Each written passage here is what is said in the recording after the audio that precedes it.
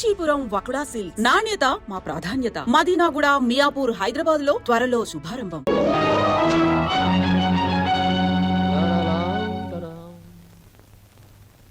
బాబాయ్ బాబాయ్, ఏంటి బాబాయ్ అందరు ఇక్కడే ఉన్నారు? బట్టలు కూడా చెప్పేసి వచ్చాను. మీరంతా బట్టలు ఎప్పుడు తీసుకుంటారు? సెలక్షన్ అంతా లలితదే. ఏంటి అందరు అలా ఉన్నారు? లలిత ఎక్కడ? లలిత లలిత ఇక్కడ లేదురా. లేదా? ఎక్కడికి వెళ్ళింది? ఇంట్లోంచి వెళ్ళిపోయింది. వెళ్ళిపోయిందా? ఏం జరిగింది? ఎక్కడికి వెళ్ళింది? ఇక్కడేం జరగలేదురా. అయితే వెళ్ళిపోతే ఎందుకు ఊరుకున్నారు? ఆపలేకపోయారా? ఆపడానికి ప్రయత్నించానురా. తనకి ఇక్కడ ఉండడం ఇష్టం లేదని మాత్రం సమాధానం చెప్పింది. ఎందుకు ఇష్టం లేదని అడిగే బాధ్యతే తప్ప ఆపగలిగే హక్కు మాకెవరికీ లేదు. నీ ఒక్కడికే ఉంది. తేల్చుకోవాల్సింది నువ్వు. ఎక్కడికి వెళ్ళింది? ఏమిటా నువ్వు మాట్లాడేది? నీకేమన్నా పిచ్చెక్కిందా? పీట్ల వరకు వచ్చిన పెళ్లిని కాదంటావా? అసలు కారణం ఏమిటో చెప్పవే. మీరిద్దరు ఏమన్నా గొడవ పడ్డారా? నేను వెళ్ళి అబ్బాయితో మాట్లాడతాను. ప్లీజ్ అక్క, నన్నేమి అడక్కు. ఇందులో ఎవరు తప్పు లేదో. ఇలా జరగాలి అంతే. అందుకే నిర్ణయం తీసుకున్నాను. అంతకంటే కారణం నన్నేమి అడగొద్దు. నేను అడుగుతున్నాను. మన ఇద్దరం విడిపోవటానికి కారణం నీకు తెలియాలి లేదా నాకు తెలియాలి. చెప్పు, ఏమిటా కారణం? కారణం తెలుసుకుని ఎవరూ చేయగలిగిందేమీ లేదు. ఇది కేవలం నా వ్యక్తిగత నిర్ణయం. వ్యక్తిగత నిర్ణయం అన్నంత మాత్రం నువ్వు తప్పించుకోలేవు. ఎవరో నీ మనసు చెడగొట్టుంటారు. చెప్పుడు మాటలు వినేటంత తెలుగు తక్కువ దాన్ని కాదు. అయితే నువ్వు నన్ను ప్రేమించావా లేదా? మరి పెళ్లి వద్దంటానికి కారణం నేనేమైనా తప్పు చేశానా? నువ్వు తప్పు చేయకూడదని నిర్ణయం తీసుకున్నాను. ఆహా, ఏమిటా తప్పు? నీ బాధ్యత నీ ముందే ఉంది. అది నెరవేర్చడానికి మన పెళ్లి అడ్డుగా ఉంది. అందుకు నా మనసు ఒప్పుకోలేదు. ఉడుపు కథ వేస్తున్నావా? జీవితం కథలా ఉన్నప్పుడు నాలాంటి వాళ్ళ జీవితం పొడుపు కథే అవుతుంది. లలిత, నా మీదేదో అనుమానంతో అలా చేస్తున్నావు అనుకుంటున్నాను. కాదు. మరి ఎందుకు వచ్చో చెప్పు. చెప్పు. దయచేసి నన్నెవరూ ఏమి అడగండి. ఎవరికి నేను సమాధానం చెప్పలేను. నా బాధలు, నా నిర్ణయాలు అన్ని నాలోనే ఉంచండి. ప్లీజ్ నన్ను ఇలా వదిలేయండి. ప్లీజ్. చూడు లలిత, నువ్వు ఏ నిర్ణయం తీసుకున్నావో ఎందుకు తీసుకున్నావో నాకు అనవసరం. ఎల్లుండి ఆఖరి ప్రోగ్రాంలోగా దానికి కారణం చెప్పాలి. అది నిజంగానే నాదే తప్పైతే నీ మార్గం నుంచి నేనే తప్పుకుంటాను. పొడుపు కథలాగే ఇంకా నిజాన్ని మిగిల్చావో నేను ఈడ్చికెళ్ళి ఆ పెళ్లి పేటల మీద నీ మెడలో 3 ముళ్ళు వేస్తాను. ఇది మాత్రం నిజం. Mind it.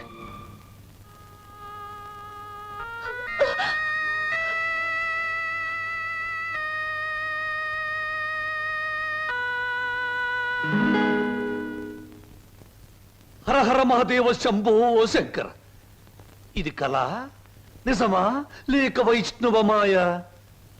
అరే, గిల్లితే తెలుస్తుంది. ఒరే వదరా. చిచి, వీడి దగ్గర తాగుడు వాసనే వస్తుంది. నువ్వు కట్టుకున్న చీర రంగు కూడా తెలుస్తుంది. కనుక ఇది కళ కాదు, నిజమే. ఇప్పుడు చెప్పు, నేను నీకు ఏం చేయాలి? మీరు నాకు సహాయం చేయాలి. చెయ్యకపోతే నా పేరు బొక్కల బోదరం కాదు. ఎల్లుండే శ్రీనివాస్కు నాకు పెళ్లి. అందుకేగా నేను ఇలా చిక్కిపోయాను. ఇప్పుడు ఈ పెళ్లి చేసుకోవడం నాకు ఇష్టం లేదు. మరి మొన్నటి వరకు మీరిద్దరూ ఆడారు, పాడారు, డాన్సులు చేశారు. మరి మళ్ళీ మధ్యలో ఈ ట్విస్ట్ ఏమిటి? లంబోదరం గారు, శ్రీనివాస్కి నాకు ఈ పెళ్లి జరగకూడదు. నాకంత అయోమయంగా ఉంది.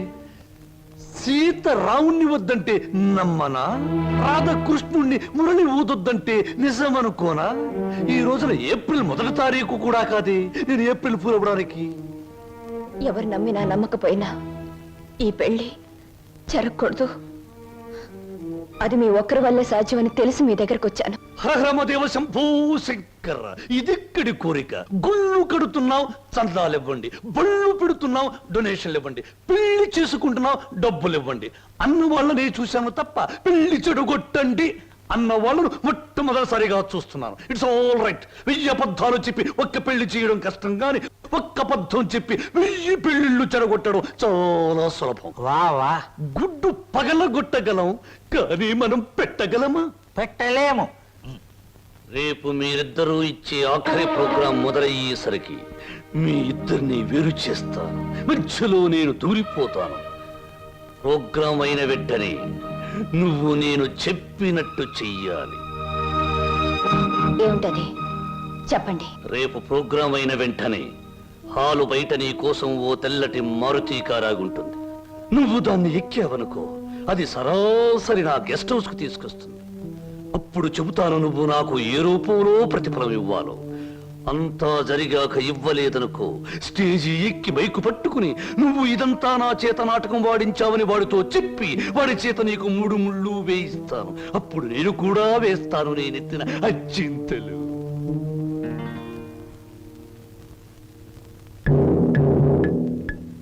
పడింది తుర్రు పిట్ట నా బుట్టలో తుర్రున నిశాచరా. ఏం సమాచారా? ప్రోగ్రామ్స్ కరెక్ట్ గా చూడు.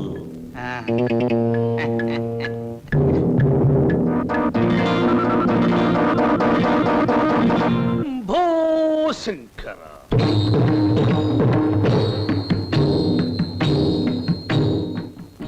నేను జగమెరిగిన బ్రహ్మనుణ్ణి. జంజమెందుకు అని నన్ను గురించి నేను చెప్పుకోవడం లేదు. అయినా చిరంజీవి శ్రీనివాసుకి నేను తెలుసు, నాకు ఆయన తెలుసు అని మీ అందరికీ తెలుసు కనుక నేను మీ అందరికీ తెలిసినట్టే. అది సరే, తమరు ఎందుకు అరుస్తున్నారో మాకు అర్థం కావటం లేదు. నాకు చాలా కాలానికి పెళ్ళవుతోంది. మొట్టమొదటిసారిగా ఈ శుభలేఖలు మీకివ్వాలని పనిగట్టుకుని వచ్చాను. నాకు చాలా చాలా మంది పెద్దవాళ్ళు తెలుసు, కానీ మీ ఇంటికే మొదట ఎందుకు వచ్చానంటే పెళ్లి కూతురు మీ అందరికీ చాలా ఆత్మీయురాలు కనుక, ఆ అమ్మాయి మీ అందరికీ కావలసింది కనుక, అప్పుడు మీరందరూ నాకు కావలసిన వాళ్ళు కనుక, ఇప్పుడు నేను మీ అందరికీ కావలసిన వాణ్ణి కనుక. ఎక్కువగా మాట్లాడుకో, అసలు ఎందుకు వచ్చా చెప్పు. వెడ్డింగ్ అంటే పెళ్లి పిలుపు, వివాహ మహోత్సవము. వరుడు చిరంజీవి బొక్కోలం బోదరం, దీనబంధు, ప్రజాబంధు, రాజకీయ బంధు, ప్రముఖ పారిశ్రామికవేత్త బంధు, ఆత్మబంధు. వధువు చిరంజీవి సౌభాగ్యవతి లలిత.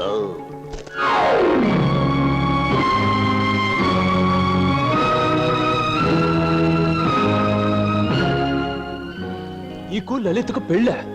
ఏమిట్రా నువ్వు మాట్లాడేది రాస్కెల్? తప్పు తప్పు. రాయబారుల్ని, చిన్న పిల్లల్ని శుభలేఖలు ఇవ్వడానికి వచ్చిన నాలాంటి బుద్ధిమంతుడైన పెళ్లి కొడుకుని దూషించకూడదని పెద్దలు నొక్కి నొక్కి నొక్కి వక్కాణించారు తెలుసా? ఈ పెళ్లికి లలిత ఒప్పుకుందా? తనే వచ్చి నీలాంటి అందగాడు ఈ తెలుగుదేశంలో లేడు అంది. ఎలిజబెత్ టైలర్ని పెళ్లి చేసుకుందాం అనుకున్నా నేను ఏదో కాంప్రమైజ్ ఈ అమ్మాయిని పెళ్లి చేసుకోబోతున్నాను. మా శుభలేఖలు అందుకుని సకుటుంబ సపరివారంగా విచ్చేసి వధూవులను, నూతన వధూవులను ఆశీర్వదించి మదర్పిత చంద్ర తంబూలాది సత్కారములు గీకుని మమ్మల్ని ఆనందింపజే ప్రార్థన. ఇట్లు బుక్కలంబోదరం బోలా శుభంబుయా.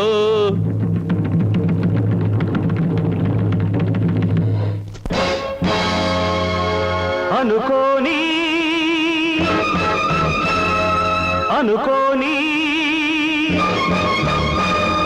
ప్రణయానికి మరో పేరు ప్రళయమని.